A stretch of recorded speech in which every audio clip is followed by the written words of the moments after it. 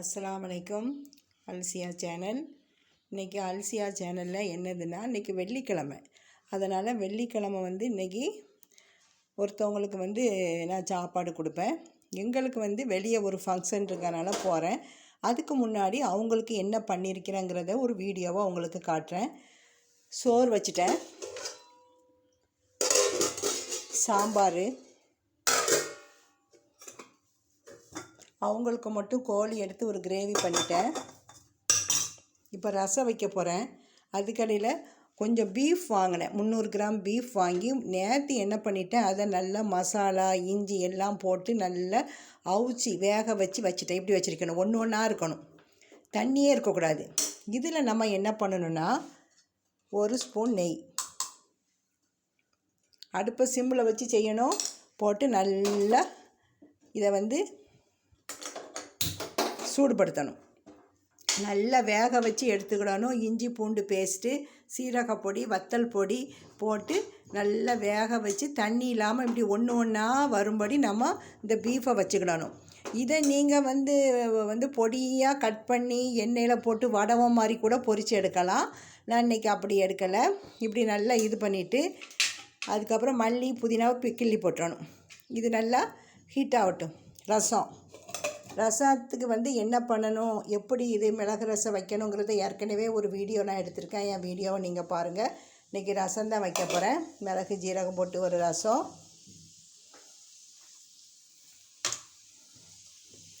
ரசத்துக்கு தேவையான அளவு நல்லெண்ணெய் விட்டுட்டேன் கடாயில். இந்த அடுப்பை சிம்மில் வச்சு இதை நல்லா கிளறணும். ரொம்ப நல்லாயிருக்கும் இது. தயிர் சோறு, எலுமிச்சை சோறு எல்லாத்துக்குமே இது நல்லாயிருக்கும். உங்களுக்கு தேவைன்னா ஒரு பெரிய பல்லாரியை நல்லா பொன்னிறமாக பொரித்து இதை தூக்கி போடணும். இந்த அடுப்பை பற்ற வச்சிரும்.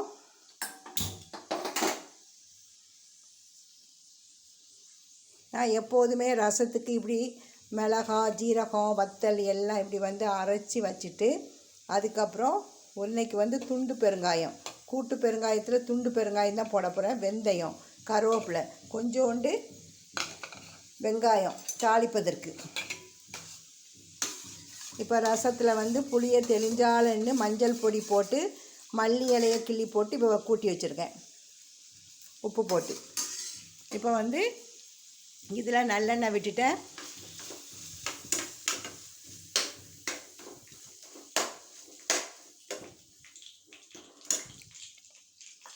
சரி, அவங்களுக்கு கொடுக்குற சோறை கொடுத்துட்டு நம்ம ஃபங்க்ஷனுக்கு போகலாம். இதுக்காக வேண்டி அவங்களுக்கு ஏன் நம்ம கொடுக்காம போகிறதுன்றது இப்போ அந்த பொண்ணுக்காக வேண்டி தான் அவசர அவசரமாக சமையல் பண்ணுறேன். கடுகு போட்டு துண்டு கூட்டு பெருங்காயத்தை போட்டுறணும். வெந்தயம், கருவேப்பிலை, கொஞ்சோண்டு வெங்காயம் போட்டால் தான் மணக்கும். நல்லா பொடியாக நறுக்கி போடுங்க. இதை நல்லா வதக்கிட்டு இந்த அரைச்சி வச்ச இதையும் போட்டு லைட்டாக கிளறிட்டா ரசம் வைக்க வேணாம். இப்படி ரசம் வச்சு பாருங்கள், சூப்பராக இருக்கும். இதை மிக்சியில் போட்டு நம்ம இது பண்ணும் போது ஒரு பாதி தக்காளி போட்டுக்கிட்டேன். அதுக்கடையில் பாத்திரம் ரொம்ப இல்லை, கொஞ்சோண்டு எல்லாம் கழுவியாச்சு. இப்போ இதை ஒரு பேப்பர் வச்சு மட்டும்தான் துடைக்கணும். ஆப்பத்துக்கு ஊற வச்சுட்டேன். நாளைக்கு ஆப்பம் இதை காட்டுறேன். 1 டம்ளர் பச்சரிசி, 1 டம்ளர் புழுங்கல் அரிசி, 1 ஸ்பூன் உருட்டு உளுந்து, வெள்ளை உளுந்து தோலில் அது போட்டு ஊற வச்சுட்டேன். தேங்காய் தண்ணி ஒரு 3 தேங்காய் தண்ணி சேர்த்து வச்சுட்டு தான் நான் எப்போதுமே ஆப்பத்துக்கு போடுவேன். அந்த தேங்காய் தண்ணியில் நீங்கள் ஆப்பம் ஊற்றுங்க, தேங்காய் பூ நிறைய செல்லாது, ரொம்ப டேஸ்ட்டாக இருக்கும்.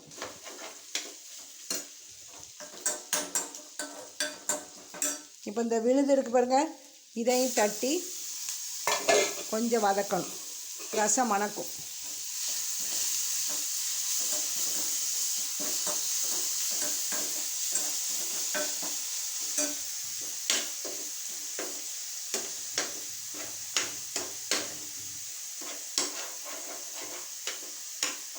நான்ஸ்டிக் யூஸ் பண்ணக்கூடாது தான், ஆனால் இது தான் அடி பிடிக்காமல் வருது. அதனால தான் 2-3 நான்ஸ்டிக்கு ஒரு 4-5 பாத்திரம் வாங்கி போட்டிருக்கேன். நான் நான்ஸ்டிக்கே யூஸ் பண்ண மாட்டேன். யூடியூப்புக்காக வேண்டி தான் நான் நான்ஸ்டிக்கே வாங்கியிருக்கேன். அதுக்கடையில் உங்களுக்கு வந்து ஒரு இது சொல்கிறேன். திடீர்னு ஜலதோஷம், இருமல், தொண்டை வலி அப்படி வந்தாச்சுன்னா ஆஸ்பத்திரின்னு ஆஸ்பத்திரியில் போய் ஒரே மருந்து வாங்காதீங்க. இது வந்து இந்த பாத்திரத்தில் 1.5 டம்ளர் தண்ணி, 2 வெத்திலைக்கு சளி இருமல் போக்கக்கூடிய தன்மை உண்டும். வெற்றிலையை நல்லா கழுவிட்டு இப்படி இந்த நடுக்காம்பும் கீழ்ப்பகுதியும் கிள்ளிடணும், மேலே உள்ள காம்பு எடுத்துடணும். இதை இப்படி பொடியாக கட் பண்ணி போட்டுக்கிடணும். 2 வெத்திலை, 4 பல்லு பூண்டு, 1/2 ஸ்பூன் ஜீரகம், இது 1 டம்ளர் குடிக்கிறதுக்கு, 1 ஏலக்காய், இவ்வளோ துண்டு இஞ்சி, இவ்வளோ பெப்பர். இதை நல்லா தட்டி இந்த தண்ணியில் கொதிக்க வச்சு 1 டம்ளர் வந்தவுடனே நம்ம வந்து இது பண்ணிடணும், அடுப்பு ஆஃப் பண்ணிடணும். இப்போ ரசத்துக்கு ரெடி ஆகிட்டு தாளிச்சிரும். ரசம் ரெடி ஆகிடும். பொட்டு வந்தோடனே இறக்கிற வேண்டியது தான். இப்போ இந்த அடுப்பில் உள்ள கடாயை இறக்கிட்டு இப்போ எல்லாருக்குமே இருமல், தும்மல், சளின்னு இருந்தால் நீங்கள் 2 வெத்திலை கொடி வீட்டில் வைக்கலாம். ஒரு சின்ன பேக்கில் மண் போட்டு வேரோட வெற்றிலை கொடியில் ஒரு துண்டு நட்டி வச்சாலே அழகாக வளர்ந்துடும். கொஞ்சம் நிழல் பகுதியில் வைங்க, ரொம்ப வெயில் தேவையில்லை வெற்றிலைக்கு. இதை பாருங்கள், இந்த வெற்றிலையை இந்த காம்பு, இந்த மேல் பகுதியில் உள்ள காம்பு எடுத்துடணும். அதே மாதிரி இந்த கீழ்ப்பகுதியில் இருக்க பாருங்கள், இதையும் கட் பண்ணிடணும். இந்த நடுவில் ஒரு காம்பு நீல வாக்கில் மேலேருந்து கீழே போதில் இதை எடுத்துடணும். நான் இப்போ எடுத்துகிட்டு காட்டுறேன் பாருங்கள். இது வந்து மேல் பகுதியில் உள்ள காம்பு இப்படி இருக்கிறது. இது நடுப்பகுதி, இந்த நடுவில் உள்ளது. இது வந்து கீழே உள்ளது, கிள்ளி எடுத்துடணும். அப்படி எடுத்த உடனே வெற்றிலை இப்படி கேப் விழுந்துடும். இப்படி தான் நம்ம வெற்றிலையை வந்து யூஸ் பண்ணணும். இந்த காம்பெல்லாம் எடுக்காமல் யூஸ் பண்ணக்கூடாது. இது 4-5 துண்டாக கிள்ளி போட்டாச்சு. இப்போ ஒரு இடிக்கல் எடுத்துக்கணும். ஃபஸ்ட்டு ஏலக்காய் போடுங்க. இந்த பிளேட்டில் வந்து தட்டும் போது கீழே ஒரு அட்டையோ துணியோ வச்சுக்கிடுங்க, இல்லைன்னா இந்த இது வந்து வீணாக போயிடும். இந்த கடப்பாக்கள் வீணாக போயிடும். இதில் வந்து ஒரு ஏலக்காய் போட்டாச்சு, இவ்வளோ துண்டு இஞ்சி, பெப்பர், ஜீரகம், பூண்டு எல்லாத்தையும் போட்டு லைட்டாக பரபரன்னு தட்டி போட்டுட்டு நாட்டு சக்கரை கொஞ்சம் போடணும்.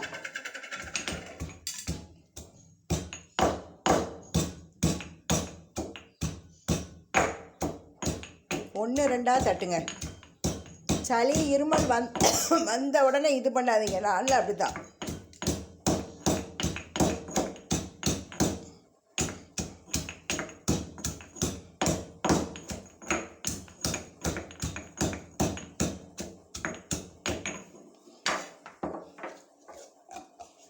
போட்டுட்டு இப்போ நாட்டு சக்கரை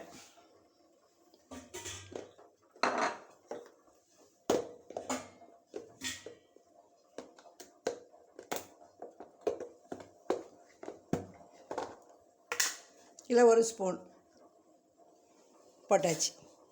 இது நல்லா கொதிக்கட்டும். அதுக்கப்புறம் கருவேப்பிலை மார்க்கெட்டில் வாங்குவோம் பாருங்க, அதில் உள்ள தடி குச்சி இருக்குல்ல, இதையும் கழுவி போடுங்க. இது ரொம்ப நல்லது. போட்டு நல்லா கொதிக்கட்டும்.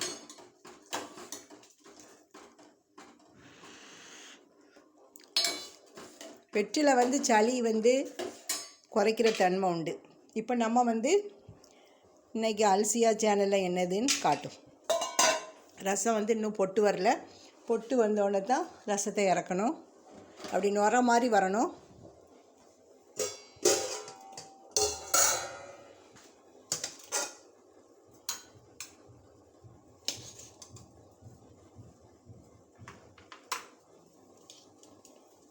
இன்றைக்கி எங்களுக்கு சாப்பாடு சமைக்கலை. வெளியே கொடுக்குற அந்த பொண்ணுக்குள்ளே சாப்பாடு மட்டும் சமையல் பண்ணிவிட்டு நாங்கள் வந்து கல்யாண வீட்டுக்கு போகிறோம். இப்போ அடுத்தது வந்து குழம்பு, சிக்கன் குழம்பு. இது வேறு மெத்தடில் வச்சுருக்கேன். இதை இன்னொரு வீடியோ மூலம் உங்களுக்கு காட்டுறேன். இது ஃபுல்லாக தேங்காய் பாலில் பண்ணுறது. நல்லாயிருக்கும்.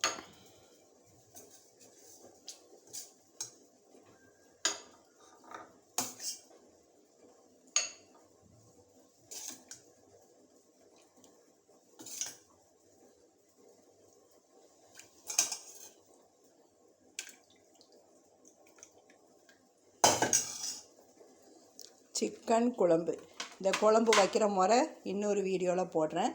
அதுக்கப்புறம் பீஃப் சுக்கா,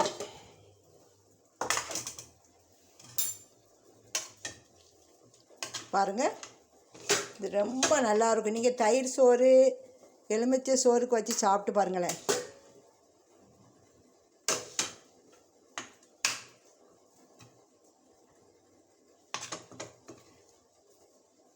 அவசரமாக நான் கட் பண்ணனால பெருசாக கட் பண்ணிட்டேன். நீங்கள் பொடிசாக கட் பண்ணுங்கள். இப்போ ரசம் அடுப்பை அணைச்சிரும். ரசம் ரெடி ஆயிட்டு.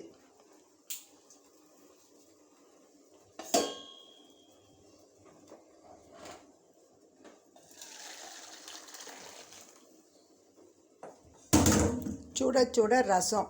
நீங்கள் மல்லி இலையை பொடியாக கட் பண்ணி போடுங்க. சூப்பரான ரசம்.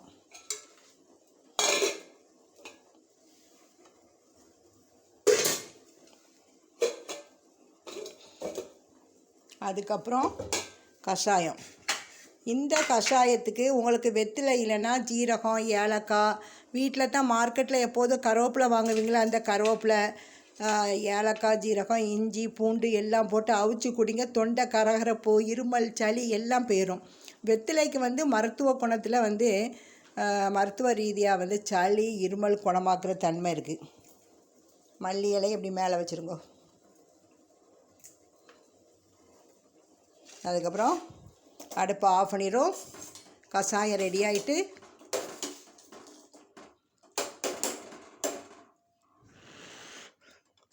சூப்பராக இருக்குது. சுட வெத்தலை கஷாயம்.